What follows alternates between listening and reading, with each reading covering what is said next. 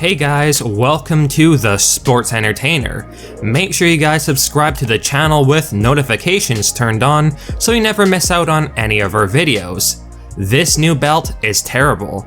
Okay guys, in today's video, our main talking point is regarding the new Undisputed Championship belt that was unveiled last night on Friday Night SmackDown for the Tribal Chief Roman Reigns. Now, prior to last night's show, there were rumors and speculation going around that WWE were considering the idea of having a part of Roman Reigns' celebration of passing the 1,000 day mark as the Undisputed Champion, including there being a new belt unveiled for Roman Reigns. And clearly, those reports were 100% accurate, because that's literally exactly what ended up happening, so kudos to whoever put out that report.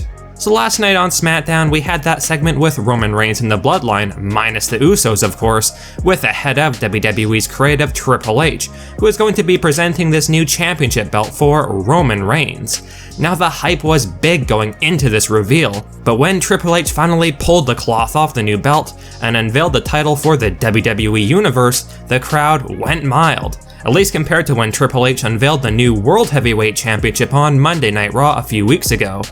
Now this new Undisputed Championship basically looks like what had been rumored several months ago, when there were rumblings of WWE considering a new belt for Roman Reigns, with this new Undisputed Championship saying just that on the belt, Undisputed Championship, and features a gold design.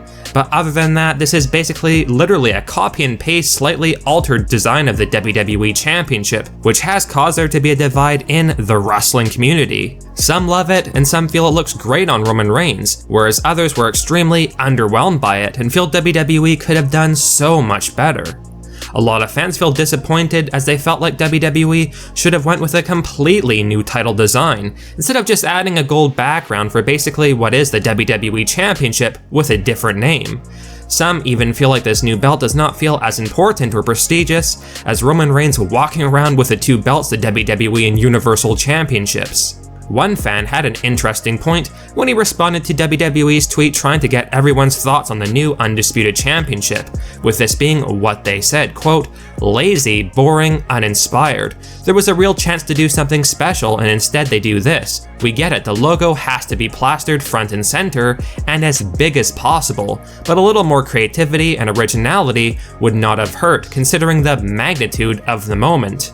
Now in our personal opinion, we don't find the belt ugly or anything like that, it's just not as interesting as it could have possibly been. But maybe we were just a bit underwhelmed because of how awesome the World Heavyweight Championship belt looked when it was unveiled, and that this new Undisputed Championship maybe isn't as quite as good as that belt. Regardless, this is a discussion, and we're not saying that this new belt is 100% terrible, because we'll all likely get used to it in time, even if we're not that fond of it right now. But let us know down in the comment section below your thoughts on Triple H unveiling the new Undisputed Championship for Roman Reigns last night on Friday Night SmackDown. Do you like the belt? Do you dislike the belt? What are your thoughts on it? We need to know, so do comment down below. Now on to some of the current wrestling news you guys might find interesting. We have a huge update on WWE's plans for Gunther as the Intercontinental Champion. Now while last night's edition of Friday Night SmackDown was celebrating Roman Reigns passing the 1,000 day mark as the Undisputed Universal Champion and breaking all kinds of records in WWE, there's no doubt that another WWE superstar is approaching an impressive milestone of his own as a champion, because the current Intercontinental Champion Gunther won his title last year on June 10th, so Gunther is now closing in on being the Intercontinental Champion for a truly impressive 365 days or 1 full year. While some fans would speculate that Gunther would soon be losing his title, seeing as though that he's nearly held it for a year now, according to new backstage reports, that's not true, and WWE have even bigger plans for Gunther and his Intercontinental title reign moving forward. One of our sources, WRKD Wrestling, has reported that there are basically internal talks for Gunther to break a WWE legend's reign as the Intercontinental Champion, and that said legend is the Honky Tonk Man. Here's what WRKD Wrestling had to say on the matter, quote, "Roman Reigns isn't the only superstar inching closer to history. We've learned that there are internal talks for Gunther to pass Honky Tonk Man's all-time historic Intercontinental Championship reign. He'd officially break the record on September 6th. Without question, Gunther definitely deserves this honor, as he's been an incredible and dominant champion so far, and while a lot of fans want to see Gunther move up the card and possibly get in contention for Seth Rollins' World Heavyweight Championship, we're so close to Gunther breaking the record, so we might as well hold off on that for just a few more months, so Gunther can go down in the history books of WWE as being the longest reigning Intercontinental Champion of all time. LA Knight qualifies for Money in the Bank.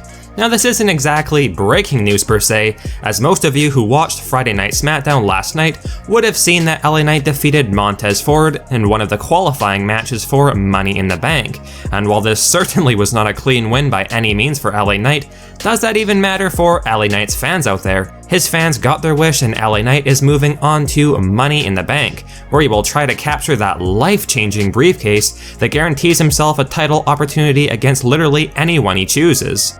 I guess the real news here is that Triple H took note of how over LA Knight has gotten in WWE over the past few months, despite his absolutely horrendous booking. And Knight's over with fans in pretty well every country right now. The fans were even chanting LA Knight's name at Triple H during the Night of Champions press conference, and all Triple H could really do was smile about it.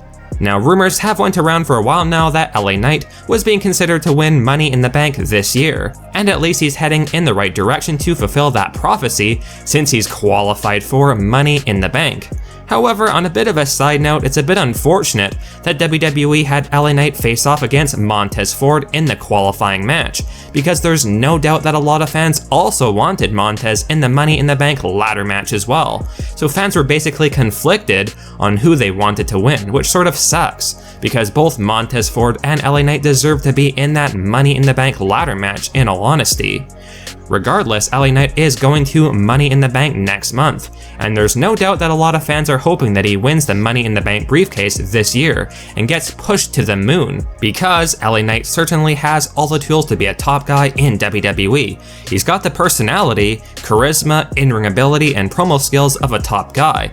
Literally like a cross between Stone Cold Steve Austin and The Rock, a true legend in the making. And at 40 years old, if WWE want to capitalize on the LA Knight hype, you've got to give him that big push now, starting with a Money in the Bank win on July 1st. Let us know if you guys were happy that LA Knight qualified for Money in the Bank last night on SmackDown after picking up the win over Montez Ford, and should LA Knight be chosen by Triple H and WWE to win the men's Money in the Bank briefcase this year in your opinion? Also, are you a bit disappointed that WWE had LA Knight face off against Montez Ford in that qualifying match, who really deserved a spot in the ladder match as well? Let us know.